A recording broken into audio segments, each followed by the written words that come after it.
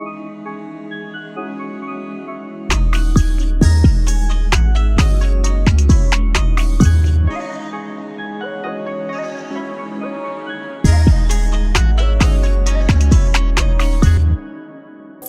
so as of right now, you're well aware of things that have occurred, things that have transpired that aren't in the favor of the admirals. And so here I am, the one man that's going to take on the burden of defending this tomfoolery. First, I want you guys to know we are unmoved. We are not shaken. We are a bit stirred. This is something we did not foresee. However, this is not something we cannot overcome. First things first, I want to give respect to Sabo and his compadres, Morley, Lindbergh, Karasu, and obviously Sabo. They did their thing and they were able to escape with their friend, their associate, Bartholomew Kuma. So now, based on everything that's transpiring, I think we can look at the admirals and say, you guys are despicable. Akainu even said, this is atrocious. What are you doing? There's no excuse. This is the Holy Land and they're surrounded by CP0 agents. What is going on? Guys, I just gotta say this. From the perspective of Akainu, there's no excuses. There's no way that every single individual that's here should get away from two admirals and whomever else may be there. This was the home turf of the admirals. But for the people that are consistently saying this 100% confirms that the admirals are trash, you're trash. And you're trash because you have selective memory. So we're gonna act like Luffy did not go into Whole Cake Island in Big Mom's territory, leave with poneglyphs with no casualties other than the suicide bomber himself. He went there to die. He doesn't count. We're not gonna talk about Onigashima where Luffy went into Kaido's territory against two Yonko and we had the inept Yonko's crew that couldn't make it up a waterfall. Ineptitude is not just isolated to the admirals. It's isolated to anyone. It occurs when anyone has to go against the Straw Hats and any affiliates that we know of. But this does not excuse their performance. It is still morbid. Now people are looking at the agenda, the Admiral agenda, which exists because of the Yonko agenda, which, let me clarify what the Admiral agenda is. It is literally saying that the admirals are not pushovers. And I've never once said that admirals are stronger than Yonko. Only a select few can compete, I think, with the Yonko and have a chance to beat them. Akainu and Aokiji included. The others, I never said that. I've stated multiple times on numerous occasions that Yonko in general are stronger than admirals. However, I'm the only person who stands out there. I'm not the only person. I guess maybe the most prominent figure that steps out there and defends the admirals and says, guys, they are not pushovers. So let's get into the meat of this. But if you'd like more meat, okay, that sounded crazy. Click the red button. Subscribe, look down, make sure you are subscribed. Let's get to it. Sabo and his guys versus Fujitora and Green Bull. Now with this chapter, it confirms a few things for me. And again, these aren't excuses, just how I rationalize things.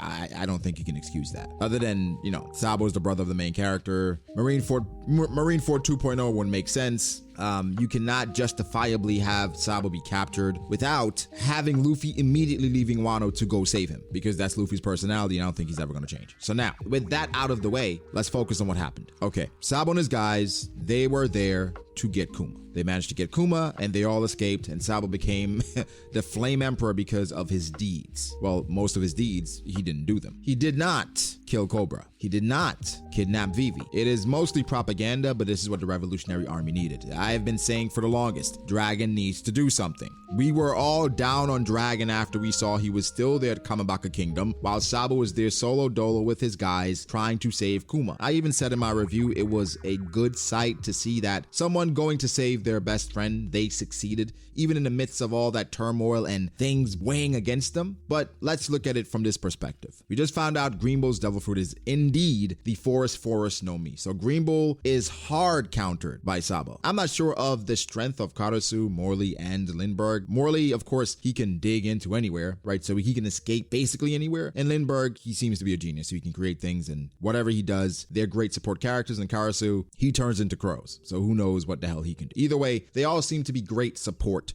people. Sabo, of course, has the Marimaro no Mi, and we know hard counters Green Bull. And then for Fujitora, using gravity in this scenario, it may be tricky because, for instance, Sabo is sending flames everywhere. Fujitora can only suppress the flames. He can't just send them away, or else Sabo's flames will burn everything to the ground. With Green Bull, with Sabo's flames, for the most part, he can't really do much, especially in a confined area, unless it turns into a hockey battle, which it probably won't because of Morley, Lindbergh, and Karasu's support. And now knowing more of Green Bull's personality, there's no way his coon ass was gonna put the Celestial Dragons in harm's way. And low-key, knowing Fujitora's personality, this is headcanon. Would he want the revolutionaries to escape? I don't know. Maybe, kinda, sorta, I don't know. Either way, this was not a favorable situation. And it was, again, it showed ineptitude, but you can understand how things could play out that way, knowing Green Bull's power. As much as I like the admirals, and it's basically about balance for me, it's that simple.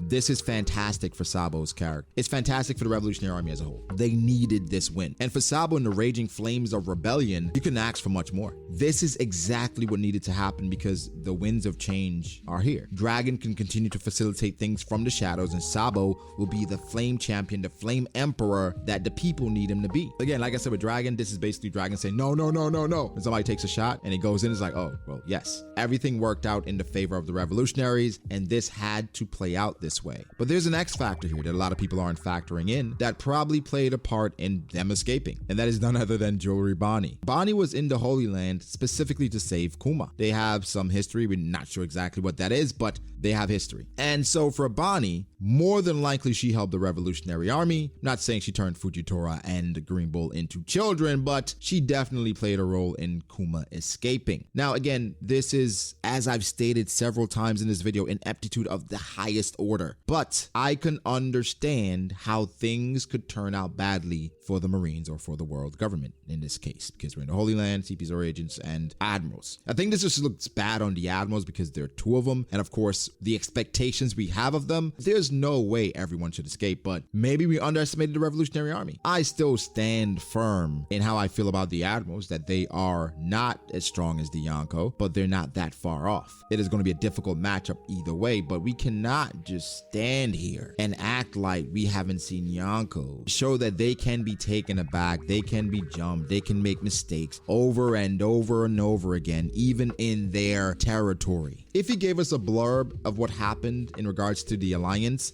it would look crazy as well. But we saw what happened. Oh, Tama, Luffy, the Sun God, all these different things happened. But still, Luffy went to Whole Cake, went to Onigashima, and they succeeded. This is a big W for the revolutionaries. Not one that we expected, but one that makes sense. Of course, we've played out scenarios of Sabo being captured because that's just what people like. Otherwise, we did not want to see Sabo be captured again. It just was not something that, it just would feel like Marineford 2.0. In all actuality, I would say not much has changed in regards to power scaling. And personally, I don't think that's even what's important here. I think we should focus more on the revolutionaries and what they accomplished, what Dragon can now do, what Sabo now represents. And as a character, I don't think much has changed for Sabo. He's just more hype because of what he represents for the people now. We need to see more of him for his character to improve, in my opinion. I never thought he was a great character because of what he represented, which was a seat filler for Luffy, well, for Ace. But of course, his impact, what I love about it, and again, I expect a Sabo video coming, is that he is doing what Ace wanted to do but couldn't. Again, we'll get into all that for sure. Either way, I'm just here to stake my claim as the Admiral Defender.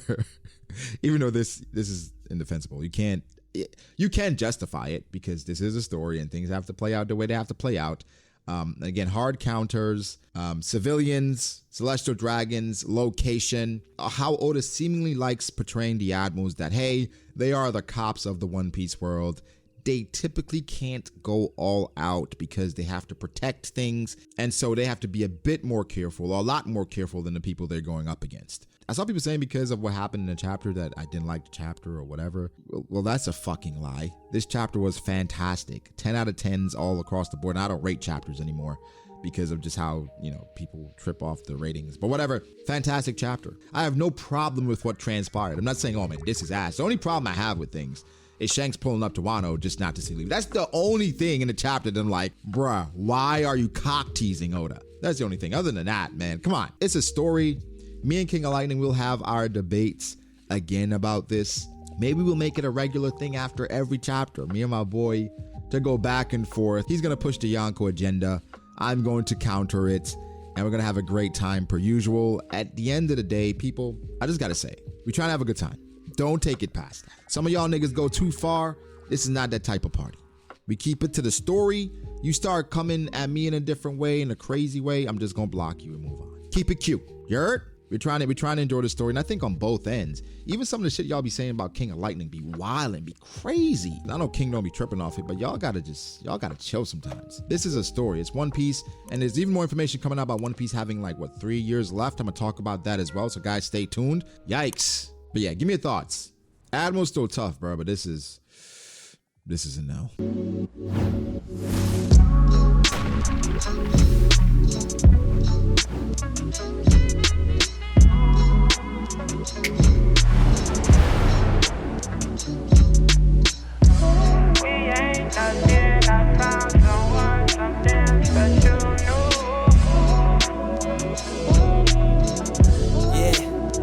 Okay, I start doubting me, I felt lost. I rewrite it.